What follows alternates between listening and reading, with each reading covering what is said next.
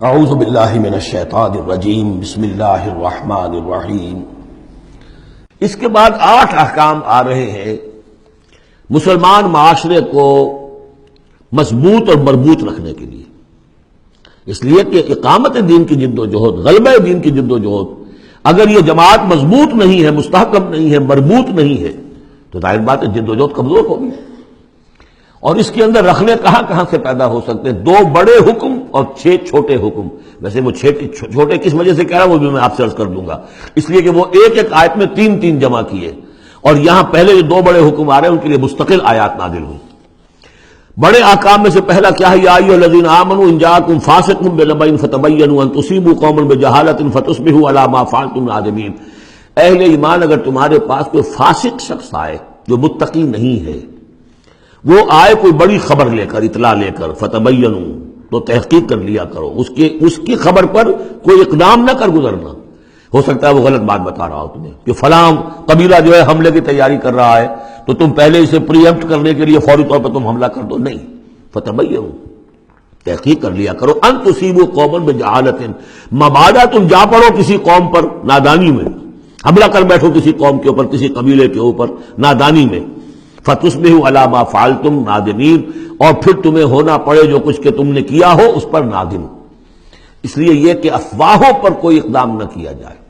ہاں خبر لانے والا صدیق اکبر ہو رضی اللہ تعالیٰ عنہ، بات دوسری ہے، لیکن یہ کہ جو شخص جو ہے قابل اعتماد نہیں ہے، اس کا کردار، اس کی زندگی جو ہے اس طرح کی نہیں ہے، تو اس کے بارے میں اس کی رائے ہوئی کسی خبر پر فوراً کوئی اقدام درست نہیں ہوگا، اس کی پوری طرح تحقیق کرو، تفتیش کرو۔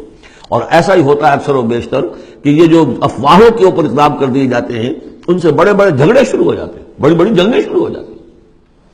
وَاعْلَمُوا أَنَّ فِيكُمْ رَسُولَ اللَّهِ، اور دیکھو تمہارے مابین اللہ کے رسول ہیں۔ یہ اس سے کیا مراد ہے؟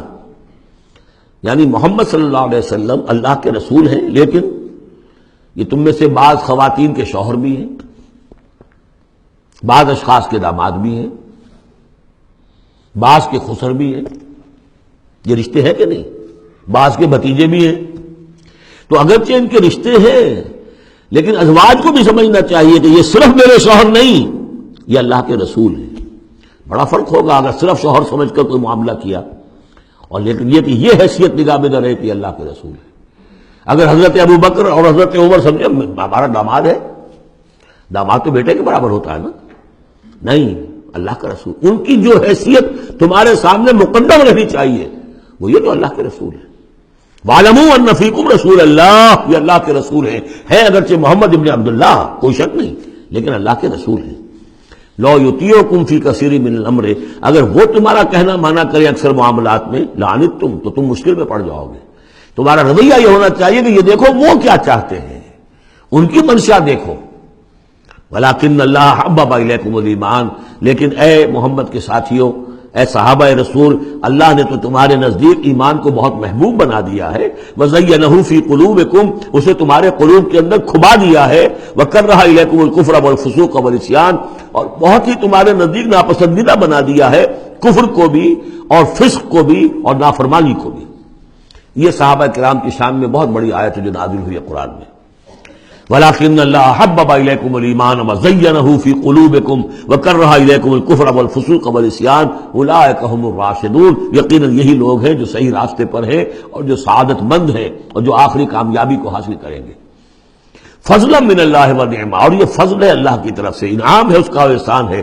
واللہ علیم الحکیم، اللہ سب کچھ سننے والا، اللہ ہر چیز کا علم رکھنے والا اور کمال حکمت والا ہے۔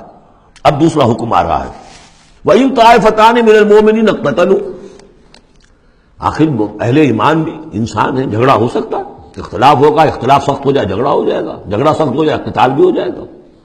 آخر حضرت علی اور حضرت عائشہ کے مابین جنگ ہوئی کہ نہیں؟ حضرت علی اور امیر معاویہ کے درمیان جنگ ہوئی کہ نہیں؟ یہ کون ہے؟ کس کو اب کہہ دیں گے کافر؟ معاذ اللہ ثم معاذ اللہ۔ تو فرمایا وَإِن طَائِفَتَانِ مِنَ الْمُؤْمِنِينَ اقْتَتَلُوا، اگر اہل ایمان میں سے 2 گروہ لڑ پڑے، فَأَصْلِحُوا بَيْنَهُمَا، تو اب عام معاشرے کو یہ سمجھنا چاہیے، سب لوگوں کو، کہ وہ یہ نہ سمجھے کہ ہم سے کیا ہے، آپس میں نبٹ لیں، نہیں، ان کے درمیان صلح کراؤ، تمہارا فرض ہے، یہ اجتماعی فریضہ ہے، صلح کراؤ۔ فَأَصْلِحُوا بَيْنَهُمَا، انڈیفرنس ہمیں کیا تعلق؟ غلط، اس لیے کہ یہ جو رکھنا پڑ رہا ہے یہ اسلامی معاشرے کا رکھنا مسلمانوں کی مجموعی قوت کو کمزور کرنے کا سبب بنے گا، اور مسلمانوں کی قوت کمزور ہوتی ہے تو اللہ کے دین کے غلبے کی جدوجہد کمزور پڑ رہی ہے. لہذا فرض سمجھو اصلحوا بینہما، ان کے درمیان صلح کراؤ. فإن بغت احداہما علی الاخری، پھر اگر ان میں سے ایک دوسرے پر زیادتی کرے، صلح کی پابندی نہیں کر رہا، صلح کرا دی گئی پھر بھی وہ زیادتی کر رہا، فقاتلوا التی تبغی، اب جنگ کرو اس سے جو زیادتی کرنے والا ہے. اب یہ دو فریقوں کے درمیان نہیں رہا معاملہ. اب ایک فریق گویا کہ پوری مسلم جماعت کو، پورے مسلم معاشرے کو، پوری ملت اسلامی کو جو کہ وہ للکار رہا، چیلنج کر رہا ہے. تو اب ان سے جنگ کرو حتی تفیء الی امر اللہ، یہاں تک کہ وہ لوٹ آئے اللہ کے حکم کی طرف. صلح کی جو بھی شرائط تھی ان کو دوبارہ قبول کر لے. فإن فات، پھر اگر وہ لوٹ آئے، فاصلحوا بینہما، پھر ان کے مابین دوبارہ صلح کرا دو، بالعدل، انصاف کے ساتھ. واقسطوا، اور دیکھنا انصاف کا دامن ہاتھ سے نہ چھوڑنا، انصاف کرو.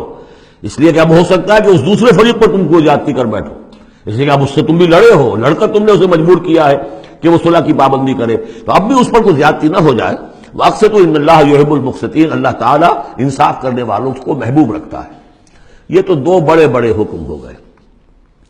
اب ایک آیت میں 3 حکم اور دوسری میں پھر 3 حکم.